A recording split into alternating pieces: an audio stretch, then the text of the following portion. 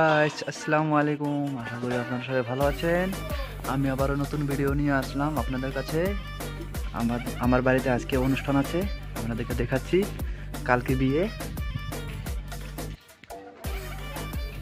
এখানে পার্টি হবে কালকে।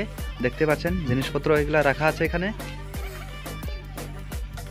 দেখতে পাচ্ছেন। আমি দেখাচ্ছি, সব দেখাচ্ছি কি কি এনেছি, দেখতে পাচ্ছেন। আমার চ্যানেলে নতুন হয়ে থাকলে সাবস্ক্রাইব করে রাখবেন, আমাকে ভালোবাসা দিবেন, কমেন্ট করে বলবেন কেমন হয়েছে।